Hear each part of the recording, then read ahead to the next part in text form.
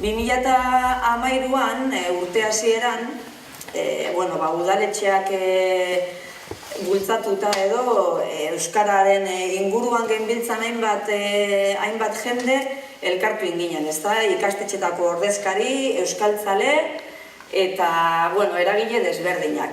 Eta orduan sortu zen herri mailan euskalgintza foro edo bezala ezagutzen duguna, ezta? Euskalgintza foro horretan, beste hainbat ekintzen artean, erabaki zen bi lan ildo estrategiko edo definitzea. Eta bat transmisioa izan zen eta bestea kirola. Bain zuzen, transmisioan eragiteko asmoz, bideo honen sorrera edo hor kokatzen dugu, ezta? Urretxu Zumarragako euskararen egoera jasotzen du bideoak, ikusiko zenuten trailer txiki hori, historia pixka bat ere aipatzen digu eta, gero herritarren bizipenak ikus ditzakegu bideoan zehar, ezta?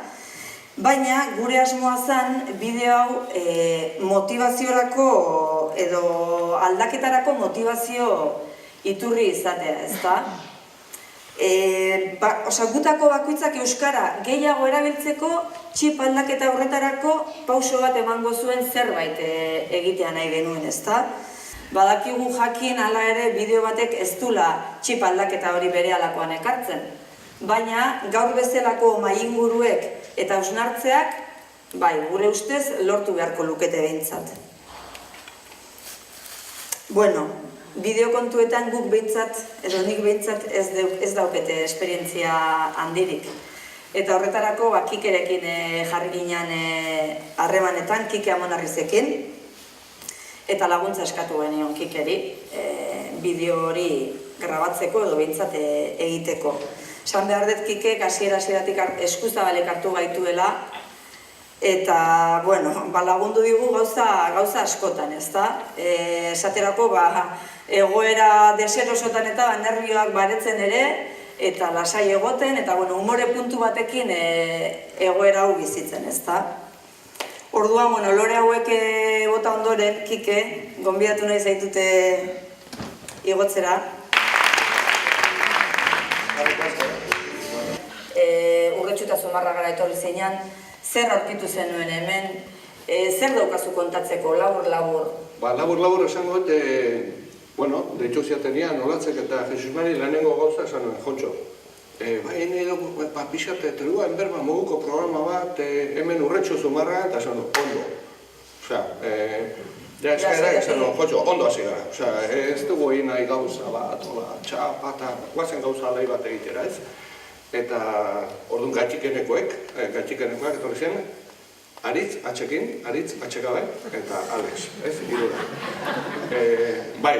Ez dut ematen, baina majoak dira, benetan. Eta gaina oso profesional honak. Azkenean, esate genuen, Jontxo, ea hurbiltzen garen, telebizan egin dugun produktu horretara alik eta gehien, ez? Eta nik uste, lortu dugula, benetan oso langiro politika izan delako, mundu guztia oso prestegoelako, oso nervioso, normala da.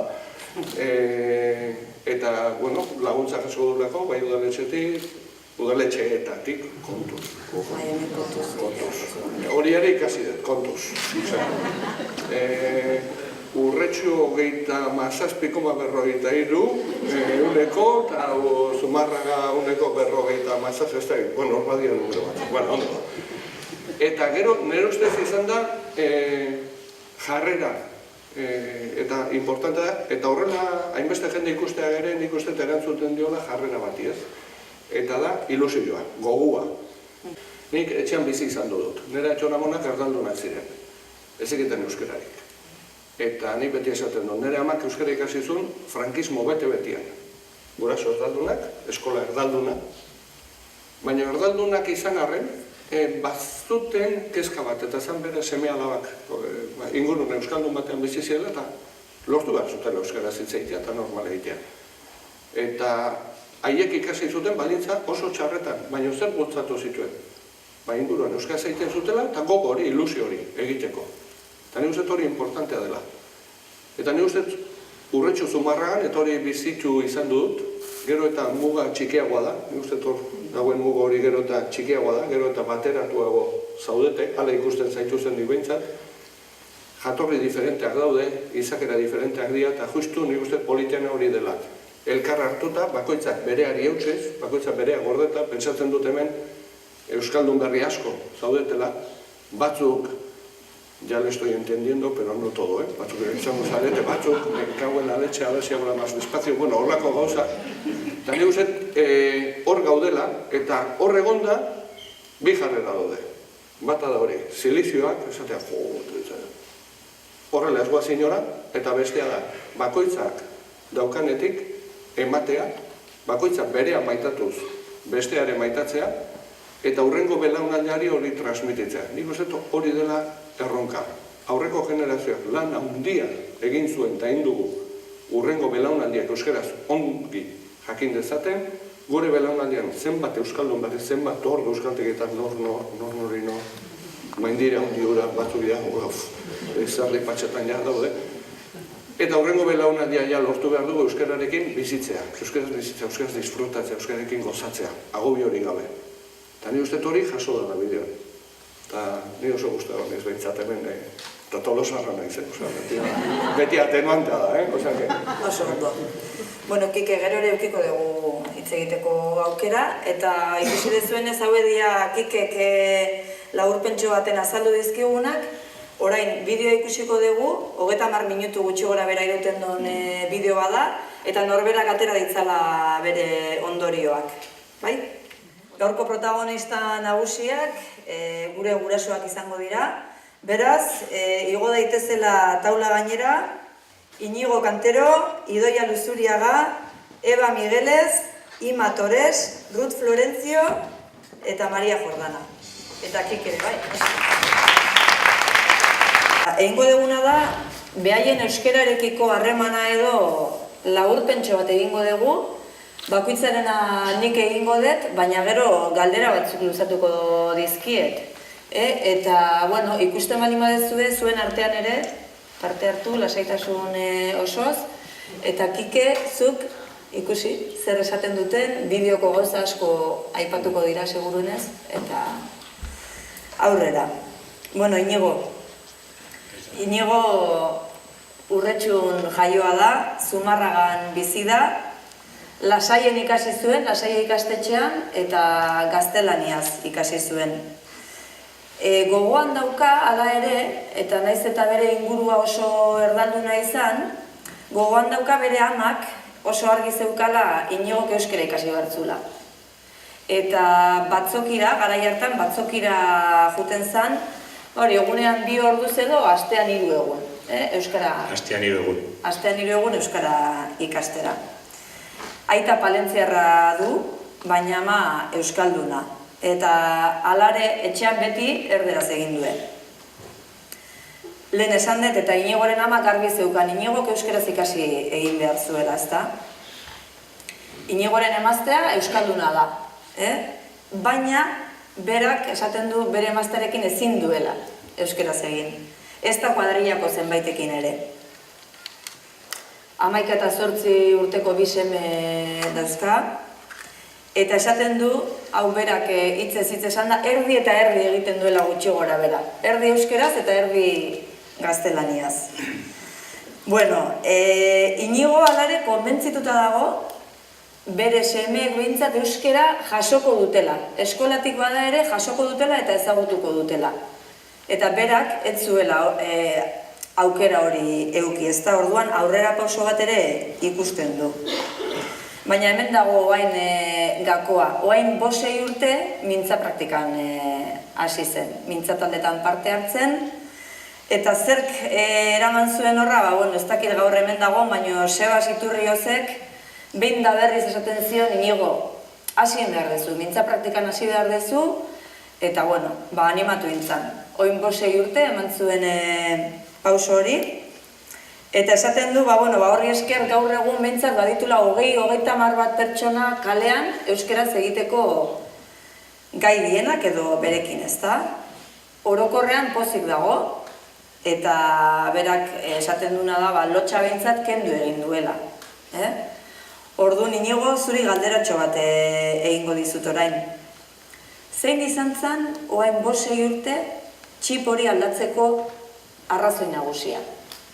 Bueno, ni beti euskalduna sentitu naiz, baina ez nuen euskera egiten, ohituratik, nire lagunak ere zuten euskaraz egiten, eta umeekin hasi nintzen euskaraz egitea, baina ikusi nuen, ia euskaraz utzitan nukan eta nahiko gaizki hitz egiten nuela.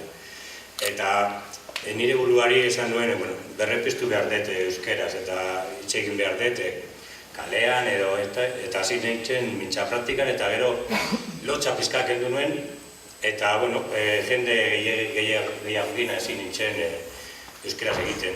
Esan nuen hitz egin behar dut gehiago eta ez dakiten eta horrela pizkanaka nire euskara zabaldu da eta nik uste dut orain eta lehen baino gehiago asko egiten dut eta pizkanaka hobetzen ari naiz edo lotxa kendu dut. Poliki, baina aurrera, ez? Oso ondo. Nik uste dut, importantena azkenean lotxa da.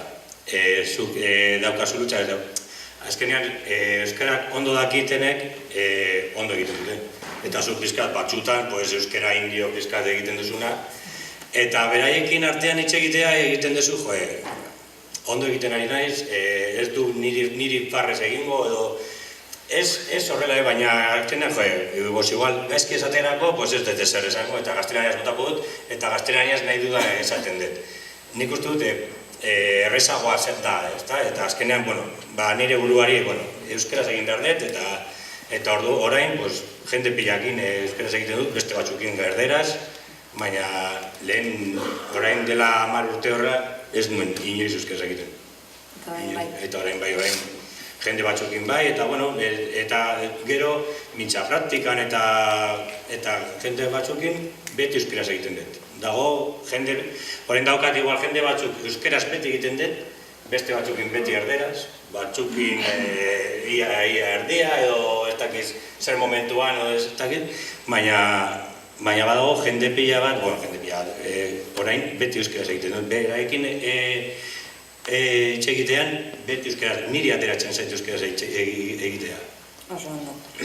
Ni uste oso importantea da, ni 15 urtekin mundu guztiarekin erderaz egiten. Eta euskara ere bastante galduta. Prozesu hori dena erderaz ikasi da. Orduan, badakitzen den prozesu hori, zenbat kostatzen den. Eta hor dago bi faktore, bata importantea lotxarena. Lotxa asko eduki behar da, baina etxean gordeta. Hori importantea. Lotxa, egia da, lotxa da, gaina oso subjetiua da. Guatzen ni lotxa gara naiz, ez profesionala, afizioneta. Baina, eta ikasi eta dukat pixkat frantzez pixkat eta ingles pixkat. Eta behin esan zen, hitzaldi bat eman dut inglesez. Eta guatzen naiz, junitzalarea, eta Fresiak, Holandako leku batean, eta antolatzaileak esan nion, eskenin abien hola, eta ez dezu barkamenik eskatuko zure ingles txarraren gatik, ez da, apuntatuta neuka, ez da okurriture, zure zenbagarren hizkuntza da, nirean laugarrena, non eskatuko duzu barkamena? Eta orduan nik uste hori dela, eta gero badago diferentzi bat, gero da, hanka sartuta parraitea normala da. Osea, humore aldetik gaizki esan dako gauzatu humorea da. Gauza da parraitea. Eta bestia deskojonatzea. Oso diferenteak dira. Orduan, ez egitan, Eta orduan, nik hemen esfortzu hori egiten izaten guztiak esaten dizute. Osea, euskaldun zar bat deskojonatzen barin bada, osea, baina sekulankoak esan. Osea, kasu honetan, hau ezin da ez talako politikoki zuzena, baina nik uste, bi masaileko ematia ere, nik uste ez dira deskojonatzea horrela, baina ikusten duzu zuk kostatzen zaizula, beraiekin hitz egitea eta horrela, baina nik uste dut horrela, beraiek ikusten dute zuk hasten zea euskaraz egiten, eta beraiek ere bai ematen dizute lasaipena edo laguntzen dizute eta nik horretaz nahiko pozik nago. Ba, eta eldurra behintzak genuen behar, lotxa galdu. Bueno, Idoiak aita nafarra du, bere aitak ez du euskaraz hitz egiten, ama Zumarragan jaio zan, Igaraberri baserrian, eta albezain laster arek ikastolara bidali zintuzten baizu eta zure neba. Eta beste zenbait arrazoi tarteko zure amak oso garbi zeukan euskaraz ondo moldatzea naizula, ezta? Idoiak komentatu ditena da ez dula euskara ikasteko prozesu hori gogoratzen. Berak bere burua elebiduntzat dauka. Eta, bueno, egia esan, eskolan euskeraz, unibertsitate ikasketak ere euskeraz, eta euskaraz lan egin izan dezu, urte askoan, orduan, bueno, gaur egun ere, gaur egungo lanean ere, euskaraz egiten dezu sarritan. Bueno, ikastolan, Euskara Batzordeak antolatu zuen TELP saioan parte hartu zen duen, eta beste euskaldun askori bezala, TELP saio horrek eragin dizu aldaketatxo bat, ezta? Aldaketa zergaitik, TELP horrek Idoiari eragin diona da aztertzea, nik zer egiten dut euskeraz? Pentsatzen nuen hau bai, hau ez, hausnarketa txiki bat. Eta egin dezuna da, zure bizitza behatu. Etxean, kalean, lagun artean, eta abar, ezta?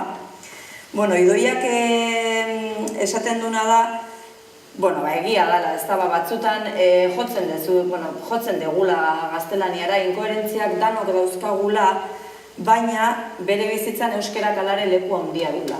Eta maila horretan, privilegiatu bat ere sentitzen zehala. Hori da aipatu nahi nuna. Bueno, euskara altxortzat ere badauka, eta nik Idoiari galdetuko niokena da, ikusten danez ikasketak euskaraz, bizitza euskaraz egiten dezu, TELPak aldaketarako balio izan du? Eta batez ere, norbaitekin hitz egin dezu TELPa egin ondoren horretaz? Bueno, atxaldean, lehenik eta bin, hartu gire bestela. Bai, atxaldean, lehenik eta bin, TELPak horretarako eman dit aukera, ez da, gelditu eta pentsatzeko. Ze piloto automatikoarekin bizi gara, orduan, hortxe korrika presaka toki guztitara eta inoiz dizu pentsatzen, ez da. Olako ingurua eukita, etxean amak ikasi egin zuen gero, orduan familiarteko giro hasieran erdarazkoa izango zen, pentsatzen dut, baina nik ez dut gogoratzen nola ikasi nuen, ez da igual besteen kasua, ez da. Orduan ez dut prozesu hori bizi edo ez dut gogoratzen behintzat, ez da. Orduan horrelako egoera batean, privilegiatutzat daukat nire egoera, nire burua, ez da. TELPa egin nuenean, edo pixka bat hori ikusi nuenean, esan nuen, eta guk nola egiten dugu, lagun artean, eta nola egiten dugu denak euskaldunak gara, denotak euskaraz ondo, eta ez dakit. Orduan behatzen hasi nintzen, eta horta jarraitzen dute, noin txipa hola jarrikia daukat, eta uzten dio behatzeari. Eta ikusi nuen ustez, baino askozek gehiago egiten dugula. Bai lagun artean, bai etxean, txikiekin arreza daikia, ez da? Txikiak inguruan daudenean, arreza da euskaraz egitea. Baina jabetu naiz, txikiak ez daudenean ere, egiten dugula. Eta horrek pozarako tartean handit. Oso ondo, zuretzat zergatik da garrantzitsua guraso euskaldunek euskara erabiltzea? Bideoan ikusi dugu oso argi, gauza asko ikusi dira argi, ezta? Eredu berelako, baina eredu izan behar dugu euskalduna pixka bat naturalki, ezta? Batzutan eredu gara, baina artifizialki, eta horre, umei ere, erakusten dira ez da, horrez da, naturaltasuna, ezta? Orduan pixka bat bihotzetik, bihotzetik eraman behar dugu euskara. Orduan, horrela izan behar dugu eredu pixka bat. Egiten duguna koherentziaz egin. Eta batzutan gaizki egingo dugu, noski ez dugu denan egiten. Ezke adibide edo eredu perfektuak, ez da beharrik ere. Baina esaten diegunean zentzuz esan behar diegu, ez da? Guk ere egiten duguna, horrela egiten dugulako. Gaizki egiten dugu batzutan, edo ez dugu hain ondo egiten, noski baietz. Dena ezin ondo egin, ez da? Oso ondo, gero eukiko dugu tartean nahi baldin badezue, zuen artean ere hitz egiteko. Ebak zelai aristin egin zituen ikasketak, B ereduan, garai hartan, ez da? Gelan, komentatzen du, euskaraz egiten zutela, baina gelatik kanpo, gurasoekin, etxean, kalean, dena gaztelaniaz.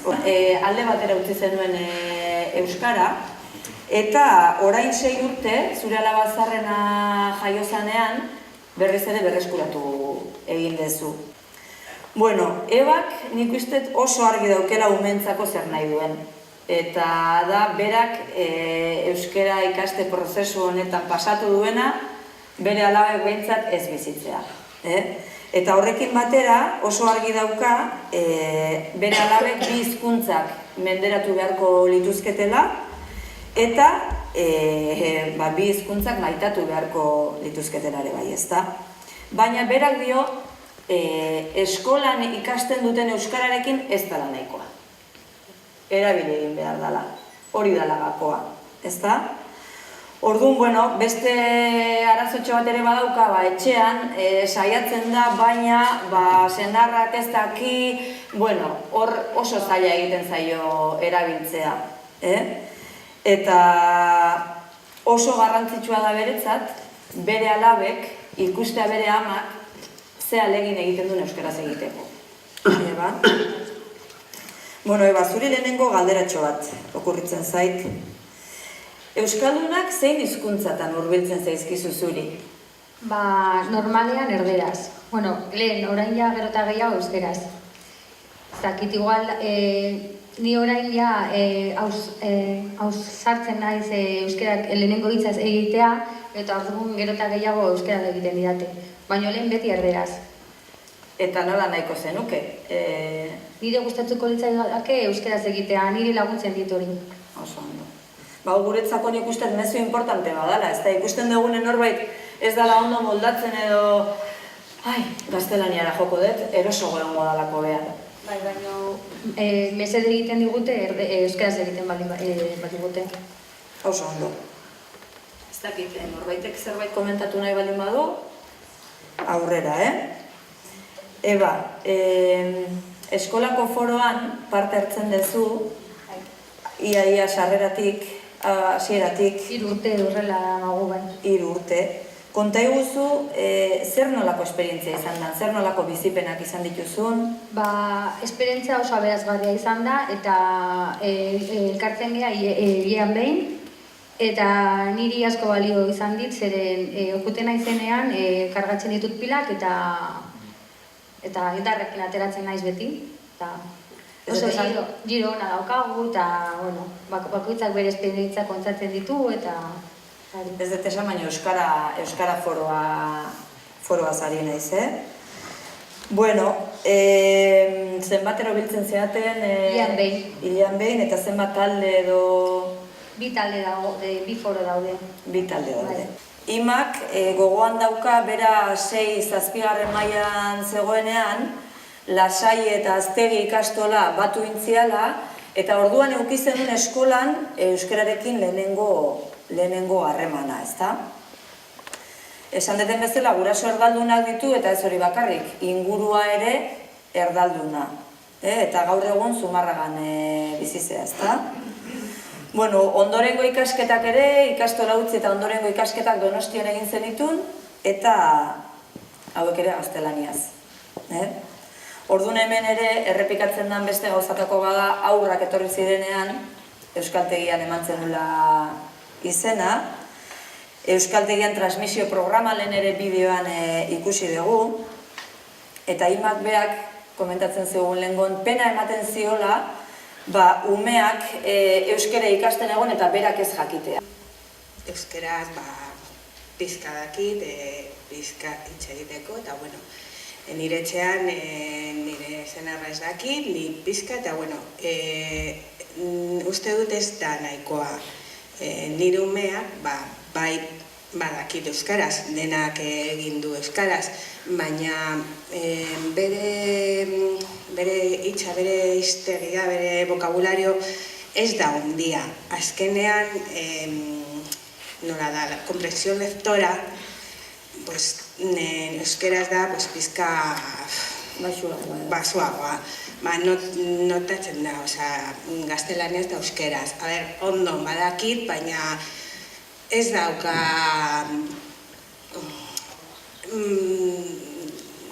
ez dakit nola da, ez daukat... Aberastasunik edo... Bai, ez da zure hitza, nire da bere ama eta bere aita da gaztelania, entonces, kontatzen. Oso ondo. Imazuk non ikusten duzu zure burua hemendik 10 urtera? Nire umeak kulpa daukat, nik nahi dut euskerat hitz egitea, badakit, eta bueno, ojala 10 urte barru, badakit, bueno, gehiago. Pizka gehiago? Pizka asko, pizka ez. Gehiago, Mariko, lagundu. Eta, bueno, nahi dut, ojala. Eta, bueno, hago lo que puedo. Nahi izatea ez da gutxi. Bueno. Bai, nik uste, Europan ez dakit egongo da beste hizkuntza bat halako esfuerzo soziala egin duena hizkuntza berreskuratzeko. Guraso erdaldunak, ingurune erdalduna, bate badaki, besteak ahaztu inda, besteak ez diote erakutsi diote ez da izan. Osea, Euskal Herrian egindan esfortzu kolektibo hori ez dut uste Europan beste inon egin denik. Eta hori da, osea, nik uste azpimarratu beharrekoa eta nabarmendu beharrekoa, ez? Talde horretatik, halako esfortzu egin da gero, ikusten dezunean batzu gero, ez eukitzeatik erabiltzeko leku bat, Euskaldunek erderaz egiten diotelako, edo, osea, egindako alegin hori ere galtzen dela, ne egiten kriston pena ematen dira, ez hemen egin dena, kontatuko izo eta anedota txiki bat. Lehen momentuan, aspaldi, Txautxesko bizi izan, udaletxean, Tolosa udaletxean nahi izan. Eta egin duen, orduan, lehenengo euskera zerbitzuetako bat, viaje bat Kataluniara. Herria, Tolosaren doblea do. Eta zein, katalan teknikoak. Y en Tolosa está aquí, cursos, sí, para adultos, sí, y aquí en Cataluña, pues aquí también y tal. ¿Y cuántos alumnos tenéis en Tolosa? Izango ziren 600 bat. Eta haiek esan zuten 300 bat, doblea zen, Pues ez dian tos, mucho, mucho. Y qué ritmos tenéis. Pues tenemos ritmos de 2 horas. Eta bai esan ziren, no, aquí son de 3. O sea, 2 horas diarias. Eta hasi zitzaizkion begitiak zabaltzen. Eta no, aquí son 3 horas semanales. Eta 2 horas diarias, ¿cuántos meses? No, meses no, años. Pero no, es que aquí son cursos de 6 meses. No, aquí son 3 años. Y luego hay barnetegues. ¿Y eso qué es? Pues la gente, cuando hace los 3 años, va ya soltarse, va 15 días, algunos un mes, full time, a aprender euskera. Y ha sido desmayoaren puntua, eta esan zian, y aprenderán, ¿no? Katalanaren aldeak, katalana eta espainola oso gertuko dira. Hemen distantzian ikustikoa, euskera ez da zaila, da diferente. Hemen daukagun historia euskera zaila, ez da zaila, da diferente.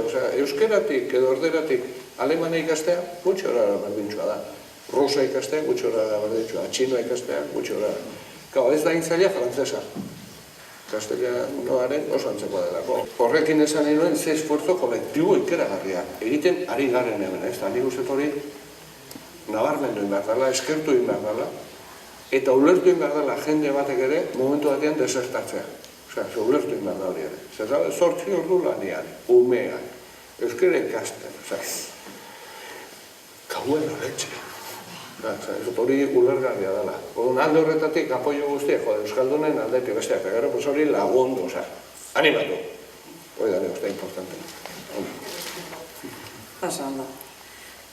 San Jose ikastetxean ikasi zuen, A ereduan, eta hain justu, eskolaratu baino, urte bat beranduago hasi zen San Jose ikastetxean, D eredua.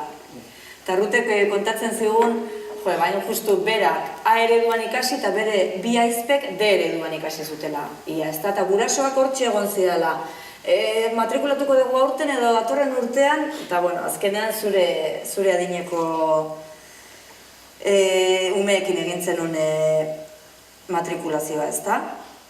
Bueno, txikitan, ulertu arren, etzen hitz egiteko gai, Ruth, gaur egun ikusiko dezuen nola hitz egiten duen, kuadrilla, ingurua, erdalduna du, baina bere amak ere kasu honetan oso garbi zeukan Ruthek euskara ikasi bartzuela, eta kasu honetan esaten zuen lanerako beharko zuela eta ikasi egin beharko zuela, ezta?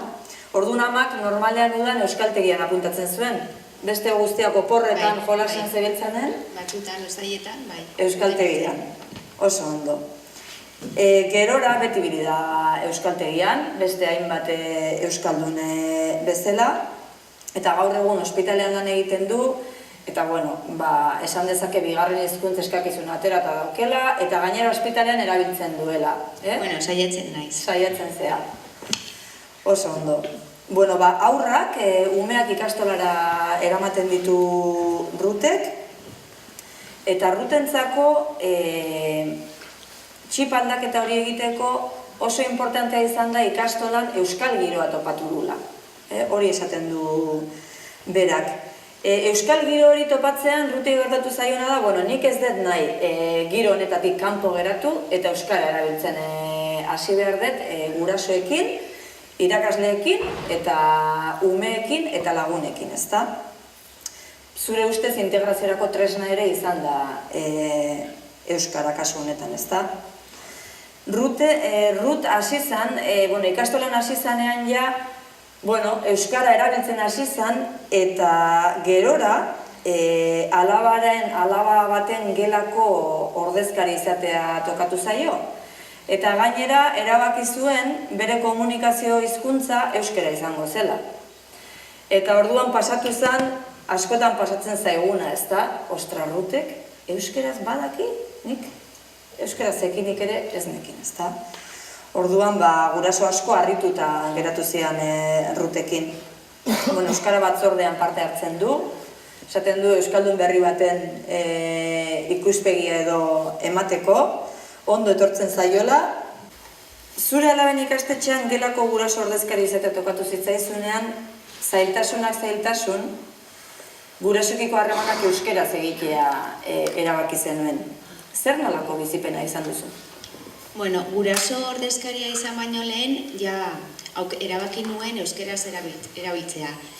Nire alaben txikien gela horretan, ia guraso guztiak euskaldunak dira, ni baino gazteagoak dira, eta normalean euskeraz ari dira.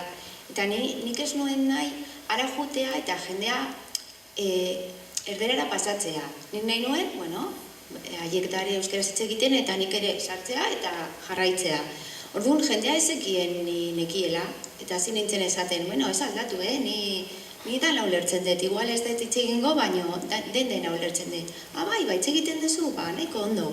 Eta horrela animatu nintzen, eta dago giro euskalduna. Kastolan nik bai ikusten dut hori. Pila jende asko euskalduna da, eta bileretan euskara erabiltzen da, toki askotan. Orduan haiekin nire harremana saiatzen naiz euskeraz izatea. Oso ondo. Eta esango diguzu, zer nahiko zenuken zure alabentzako eta zuretzako adibidez euskararen inguruan? Hombre, niri gustatuko litzaidake hobeto hitz egitea eta erosoago sentitzea. Ze ez da erraza. Batzutan sentitzen zea nolabait mugatuta. Ezin dezu esan nahi desun guztia, edo zuk nahi desun bezala esan. Orduan hori oso zaila da. Baina niri gustatuko litzaidake gero eta gehiago hitz egitea eta hobeto egitea. Eta alabek joera handia daukate erderaz egitea. Eta niri hori ez zait gustatzen ze. Euskara niretzako ez da bakarrik ikasketak egiteko tresna bat, baizik eta bizitzeko da. Eta nik hori lortu egin nahi dut. Nik nahi dut bi hizkuntzatan eroso egotea, bi hizkuntzak maitatzea, eta edozein tokitan erabiltzea, bata edo bestea, baina haien joera beti erderara jotzea da. Eta horretan nago, eta horregatik hasi nintzen etxean hitz egiten. Ze konturatzen nintzen, beti erderaz nahi zuten edo nahiago dute hitz egiten, orduan ezin naiz egon etxan egun osoa esaten, Lucia, etxegin euskeraz, Lucia, etxegin euskeraz. Orduan pentsatu nuen, bueno, nik hasiko naiz eta berse gertatzen da.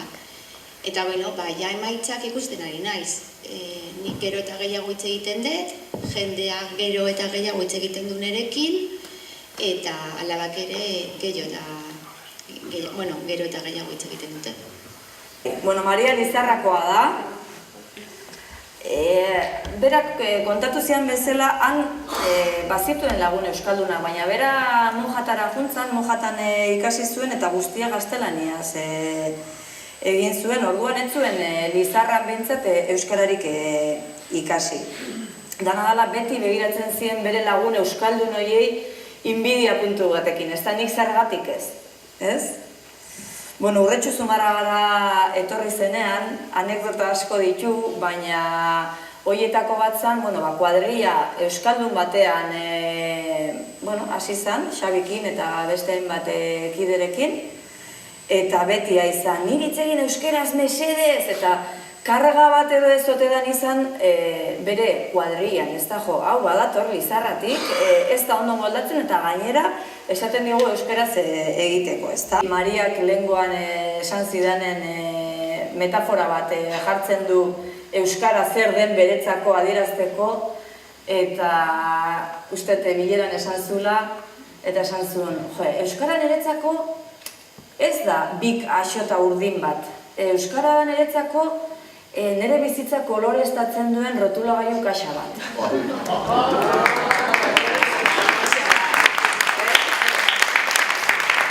Gero esango dugu zergatik. Eta beste anekdota bat ere badauka. Mariak dio lehenengo euskara ikasten hasi eta uste dut Xabirekin Bergarara bertsosaio batera juntzanen, Maialen Lujanbio entzun.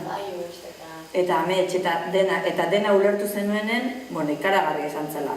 Batez ere, kaixo batez ere ez nintzen lekuz kanpo.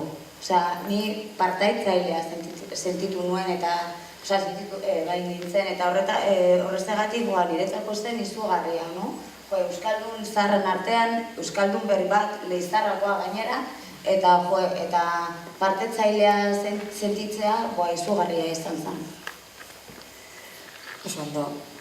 Zure alabei euskara altxor bat dela transmititu diezu, transmititzen diezu, eta ez karga bat.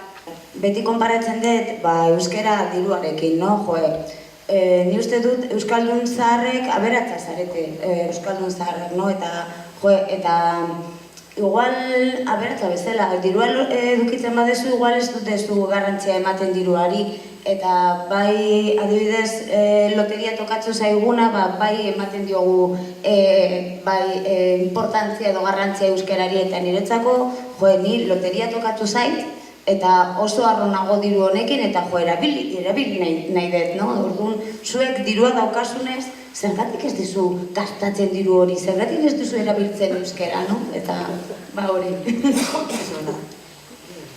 Uste dut esan negula, baina galdetu behar dizut zuri euskerak zer eman dizun.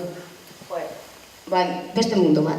Azkenean, etorri nintzenen enbidiez bete eta etorri nintzen, eta orain juten naizenen Lizarrara arrotasun bete eta juten naiz, eta niretzako lagun pila bat eman dizkit, eta edo zein lekutara orain Urretxun edo Zumarra jun naiteke beldurri gabe, eta, zigurtasuna eman dit, ere, euskarak, eta niretzako, hori, aberatzen naiz orain.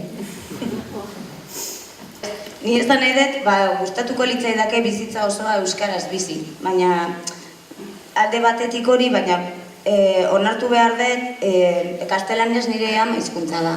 Orduan, batzuetan behar dut euskara gaztelaniaz erabiltzea, batez ere barrutik gauza esateko. Eta alde batetik ere bai, gue eta biok hitzekin da daukagu. Nekea da, neketsua da egun osoa euskeraz bedo zure hizkuntza ez dena hitz egitea. Orduan, batzuetan ni sentitzen dut kriminalizatzen dugu erderaz, eta ni horrela erderaz hitz egiten dudanean ez nago gaizki sentitzen. Eta nik uste hori oso importantea dela. Behar bada egonda joera bat Euskal Herrian esateko, zuk euskerara salto egiteko erdera utzi behar duzu. Ez da hori. Ezin du izan hori gainera. Norberak bere hizkuntza du eta euskara da hizkuntza bat ikasi egin duen. Eta hori norberak jakin behar du noraino iritsi daiteke. Eta iritsi behar dugu eroso. Eta bizin behar dugu. Bizi behar dugu elkarrekin eta bizi behar dugu pozik. Orduan, nik uste hori jakin da, ezin duguna da agobiatu. Nik uste hori importantea da. Eta ginen behar duguna da, bidea izan da bide pozgarri bat, hemen ikusten ari garen bezala, satisfakziorako, harremanako betzeko, baita familia harremanako betzeko ere. Zeben, kontatzen ari zaretenarekin dau puntu bat. Familia harremanak ere hobetu dituzu hizkuntzarekin, osea, seme alabekin gehiago egoten zea, eredu bat zara, orduan nik uste hori oso importantea, baina agobi horik ez. Nik, Euskaldunare, prozesu hori pasa ez zuenaren ikuspuntutik, edo gogoratzen zuenaren ikuspuntutik, naiz eta etxean ikusi dudan, ez da? Batzutan ikusten dut guk Euskal hitz egiten dugunok edo, aitzakiak bilatzen ditugula ez hitz egiteko, ez da? Ez dago nahikoa eskaintza, ez dago ez dakizer, eta hau ikusita are gehiago, lotxatu beharko gintuzke horrelako gauzak esatea, ez da? Ez dago gulako aitzakiarik. Eta aukera ikaragarri pila dauzkagolako, eta mezu baikorra zentzu hortan, ez da? Bete, jo eske, ez dago aitzakiarik. Hau ikusita ere gutxiago, baina bestela ere aukera asko dauzkagu orduan, bueno. Nik uste dago, Amaiak botatako hitz bat, eta orain dela hilabete batzuk, Gasteizen egin genion elkarrizketa bat, aditu bati, aurre etorkinien euskera ikasketa prozesuari buruz, eta galdetzen genion. Nola lortu liteke mundutik Euskal Herrira etorri da aur bati euskera erakustea. Eta esantzun oso esaldi simple bat, eta esantzun, ez da inarresa, baina lortu liteke, maitasunez. Eta esantzun, jotxo, aspaldi ez nula hitz hori entzuten, ez? Amaiari bai hemen, maitasun kontua bat dago azpian hemen ere. Eta gogo bat eta ilusio bat, eta iruditzen zait hori fundamentala da. Eta pozezko bide bat hartzea horrekin, eta satisfazioa, eta askotan euskara izan da karga bat, izan da beldur bat, izan da lotxa, izan da agobio bat, izan da jotxo, euskara zeiteko erdera utzi behar dut, erderaz hitz bat esate bali bat, gero silizioak atera behar ditut gauean etxean, guazen horri buelta bat ematea, ez? Talde horretatik, idea sinpletxo batzuk, Euskal hemen aportatuta ere, lehenengo, eta iruditzen zait hemen, hortik pasatzen ari zaretenak eta pasako zaretenak, dago gauza bat hizkuntzaz aldatzea zaila da. Bikotarekin erdera zeiten badezu, euskaraz hastea zaila da. Lagunekin erdera zeiten badezu, euskaraz hastea zaila da. Kosta egiten da. Hortaz gabetu behar da. Ez da gesa. Baina egin daiteke. Baina behar da, agobi hori gabe, pauso, itzegin, lasai hartu, kafe batzuk hartu, aldala kafeak izaten jezela ez beste gauza batzuk, bueno, horrela. Baina badaude, eta prozesu hori ematen da. Zer da importante horretarako? Esplizitatzea. Itzik. Aizu, erdera segia, izan zuen, hola segitzen batzukin, Estamos todo el día aquí hablando de historias y pues estamos hablando en castellano. Ya. Silencio. Ja horren ondoren beti dago isiltasun puntu bat. Ni uste tortik dago edo besteak edo hasiko algara eta bueno, baina eske azte oso kosta egiten da. Anedotatxo bat daukat kontatuko izot. Elizarrako nire familikoena, amak ez daki bat euskeraz. Eta alabe bai. Eta Goenkale jarritzen zuten etxean. Eta alabek itzultzen zioten Goenkale amari. Pues María Luisa ha dicho que no sé qué Italia habrá entrado, pues se ha enfadado eta. Ez da iguatuko zaten batzuk Goenkale erdera zeman zuten, 3 hilabetez. Bikoiztu intzuten erderara. Eta ez zuen funtzionatu, desastre bat izan zen. Eta behin, gau batean deitu ziren, eta esan zian, oye, Kike, no sé lo que pasa. que veo, cuando me enteré que iban a poner en castellano, digo, voy a entender. Y no me gusta. Porque María Luisa no es la misma. Entonces sigo viendo en euskera, aunque no entienda. Hori gertatzen pelikuletan. Osea, Woody Allen badia pelikula batzuk, beste aktore batek bikoiztuta. Ez zaizu gustatzen pelikula. Zer? Jo. Pentsan orain hori izten den, hizkuntza aldaketa. Zenbat kostatzen den. Orduan nik uste hori, jakin behar dugula, kosta egiten dela, baina posible dela. Eta hartu behar dugula, bide ilusionante bat bezala, eta momentu batean erderara pasa behar bada, no pasa nada, Ze batzutan, eske nahi dugu, baina ez aigu ateratzen. Nahi dugu esatea, baina ez aigu ateratzen, pasatzen gara erderara, eta ja besteak berriro erderara, eta ja, erderaz. Eta hori bain nik uste hori esplizitatzea batzuetan, eta guk Euskaldun berriekin nien ditugun programa guztietan, beti azaldu da gai hau. Eta Euskaldun zarrek ez daukate pazientzia diku. Eta, ematen du zei daudela, ya está, venga, ya nos pasamos a tranquilidad, bueno, a ver, pixapa da hori ere, eta, bueno, a ver, eta gero nik uste toitu behar dugula ere, konversazio batzuk, bi hizkuntzetan izatea. Agian denbora guztian, agian denbora partzialean, nik uste hori Euskal Herrian oso gutxi eman den fenomenoa dela, baina horri ere, oitu behar dugula, eta hori persona eta euskeraz, eta bestia sentitzen bali bada ez oso, pues egiten du erderaz, ulertzen bali bada ez da problema. Umeek horrela egiten dute, batzutan euskera egiten dute, gero batzutan erderaz. Gero itxegitan egiten euskeraz eta gero erderaz, berrez euskeraz. Hori bai, ikuspegi pixan dinamiko batekin ere. Ea lortzen dugun hori hobetzea. Alegia, ez da ira izan estatikoa hori ere ez, eta zorre bai orduan sortu ditzake beste kontu batzuk ez. Gero ne ustez hemen, eta importanta hemen ikusetako, familiaren historia linguistikoa kontatzea homei. Umek ez dakite, guraso bat zergatik dakin euskeraz, besteak ez, ez oso du ulertzen baina. Eta hori nik uste importantea dela historia linguistikoa kontatzea, eta egiten ari zareten garen esfortzua transmititzea. Eta esatea gainera, gure ezintasunak zergatik diran ezintasun, eta zenbat posten garen bereiek aurrerago egiten dutelako, ez? Ni etxean alabek flipatu zuten esan dienean, egiten erderaz egiten nula, eta ikasketak guztiak erderaz egiten dela. Ez que etzaile burutik pasatzen. Eta hori jakin behar dute. Horrela ulertzeko, gurasoen eta familiaren, zer egin gertatzen familia horretan, eta baloratzeko egiten den esfortzua. Zori ere importantea da. Alde horretatik ere, iruditzen zait, gurasoen transmititu behar dutela batez ere motivazioa eta posa. Hori egin dezakegu. Ni guraso ardaldunekin beti esaten dian.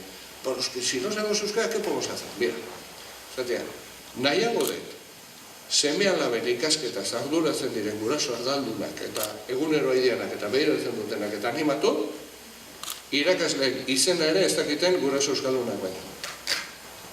Euskerari buruz hitz egiten dugu, baina ez igual gure arteko harremanez, ez? Eta hori, salto hori emateko hitz egin behar da. Akatsak egiteari, beldurra galdu, importante. Beldurra galdu, lotxa galdu, eta euskararekin jolastu, akatsekin ere bai. Akatsak oso gauza polita dira, euskararekin jolasteko. Hori da marabella bat. Gero pixat hori harreman sareak zuek esan dituzuenak, ez? Harreman sareak eta erabilera guneak ere indartu. Ikusi ere, nun eta noiz erabili daiteken, eta gero ere, musika entzun, ekitaldietara joan, irrati entzun, nik uste hori importantea dela. Eta hortik aurrera, nik uste gero, familian egitea da bermerik horrena. Familian egiten bada aurre ja jaso du. Egiten bada, baloratzen bada, edo animatzen bada. Gero hizkuntza aldaketako zaila handia espadu horri buruz hitz egiten, familian historia linguistikoa, eta guk transmititu behar dugu ze balio ematen diogun. Euskarari eta beste gauza askori. Eskola ezinbestekoa da, baina ez da nahikoa. Noski. Nahikoa ez den horretan, hori da gero, beste eragile sozialek, administrazioak eta bar. Baina Euskal Herrian orain arte hori ez da egin. Ez da egin behar bezala. Bai, erreza da hobei esatia euskaraz egin behar duzula, baina euskaraz egin behar du, norekin nola. Eta gero horregun da historia bat, nik uste, 70ko, 80ko hamarkadetan, bazeon, sinismen bat, demago. Eta zan, aurrek euskara ikasten badute, ia automatikoki Bai, horiz. Zehor, baina bazeon nolako sinismen txiki bat. Bera lasea ikusi izan hori etzela horrela. Orduan, umearentzat euskara balin bada bakarrik irakaskuntzako gai bat, edo irakaskuntza bez gai bat baizik eta irakaskuntzako hizkuntza, hori da. Eta eskolak bakarrik ezin du gizarte aldatu. Ez hortan, eta ez beste zertan, Zegero, eskolara dihoa, gaur egun erantzun bizu guztiak eskolara dihoa, eta hori familiak apoiatu behar du, gizarteak apoiatu behar du, administrazioak apoiatu behar du, eta horren egin behar da, erabilerak erraztu. Ez, eta hausnarketa bat egin behar dugu, ez? Ume horiek, hainbeste esfuerzo egin duten euskeraz ikasteko eta euskera ikasteko, eta orain zertarako hainbeste esfuerzo. Edo lan munduaren kasuan dago, eta orduan nik uste hor gaina dola, urrengo belaunaldian, daukagun erronkarik nagusiena hori da, azkenian, dauzkagu 100% euskeraz ikasten. 100% euskeraz badakite. Edo urrengo belaunaldian lortzen dugu haur eta gazte hauek euskerazko erabilerara salto egitea, edo gertatuko dana da, gauetako asko esaten izue. Engaiatu ingaituzu, Horize. Eta azkenean gorrotu ere. Eta hori, zenbait lekutan, bai hemen, eta hemendik kanpo ere gertatu da. Horren antidoto bakarra da, balio ematea, maitasuna enaztea, euskaren komunikaziorako erabiltzea, jolasteko erabiltzea, ondo pasatzeko erabiltzea, lanerako erabiltzea, ligatzeko erabiltzea, beste gauza batzutarako erabiltzea. Baina hori nola baite plangintza serio batzuk ere egin behar direla, horretarako. Plangintza serio bat eta kompromiso eta implikazio sozial orokorra. Horren zorion du bidea oso dara izan da eta egindako lana bikaina ez. Mai burua oso interesgarra izan da, orduan bere biziklenetatik. Baina gian falta nik bota eta errealitate bat euskaz bizi nahi dugunok eta transmisioa gauzatu dugunok zer problema dauzkagun gure gizartuetan euskaz bizitzako. Etengabe kalera joaten garenean oso modu konstientean egin behar dugu alegin hori, eta ala egiten dugu, baina zenbait oztopokein topatzen geha nun nahi eta noiz nahi. Eta uste eta errealitate hori ere hor dagoela. Ez dut ikusi oso islatuta gaurkoan, agian beste momentua eta kontua da, larun batean badago manifestazioa kostu hori aldarrikatzen duena, eta nik uste dut hori alegin hori kontutan hartu behar dela, ez da bakarrik kontzientzia utitzea, hor ipatu dugu duena, eta oso ondo ezagutzen dugu, kontzientzia utitzea ezinbestekoa da, eta grina eta gogoa eta transmisio hori eta hemen azaldu dien elementu horiek ezinbestekoa eta maitasuna, baina gero aurrera egiterako garaien eguneroko horretan makina bat oztopo topatzen ditugu eta oztopo horietaz ere hitz egin behar da. Hitz egin behar da espezitatura eta ondo hartzen zezion gauzak adierazi, konpartitu eta zer ondo gertatu zaidan hau egite eta nik horra jokatu eta beste horra jokatu, baina badago gizartean oraindik zailtasun handi bat kalean egin nahi duenak egin ahal izateko. Eta uste eta realitate hori ere hor dagoela eta aintzat hartu behar da. Bueno, nire galdera da, zergatik hainbeste emakume eta hain mutil gutxio. Ez dakit gizonak. Mutilak gizonak. Eskarek asko mutil. Zurik enduta. Esan nahi dut, leku askotan bezala ez, azkenen euskara ikasten dutena normalen, eta hor ikusten da, nabarmen ikusten da, emakumea idala euskara ikasten. Osa, hemen errealitatea falta da, gizonena, eta poterea, gaur egun poterea dauken zea bat, gizona dira. Eta olako eraldaketan da, nik uste hemen falta dana da, gizonok, eraldaketa hori hortan parte hartzea ez dakit nola ikusten ez zuen. Zuri ez, emakume. Gizartaren islada bat ere bada, ez da, inaundi baten. Bai, azken aldian, ordezkaritza, eskolan eta ordezkaritza gauden sorteoz edo gaudelako ez dakite, baina askotan gertatzen da hori, ama asko gaude, ez dakiten kasualidadea da, eta gizon gutxiago daude, ez dakit, hori nik ere ez dakit erantzuten, baina, bueno, noski, egokiena parekidetesuna izango izateke, ez da, bueno, bintzate horrantzera egotea, baina, guri ere gertatzen gu ikastolan askotan, gurasoen artean eta emakume gehiago gaudela. Azken aldian, eta esaten dute gainera, azken aldian nola gertatzen dela. Ez da lotzen kasualitatekin, Ez da kasualia gola da, hori, gurasoen bileretan, zenbat ama, zenbat aita, hori aterako zaizu, proportzioak izango dira ikaragarria. Nik uste hori,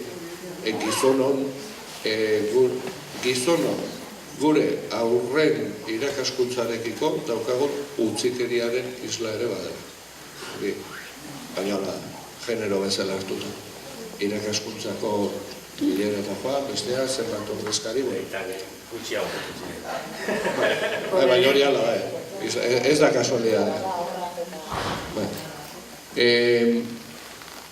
Hor utziko, ez luzatzeko, esan ez du baino baina. Orduan, honekin bukaera emango diogu, eta nire mezua da, bidea luzea dela, eta ilusioz hartu behar dugula, hau luzerako doalako. Eskerrik asko danoi etortzeagatik, eta beste bat arte.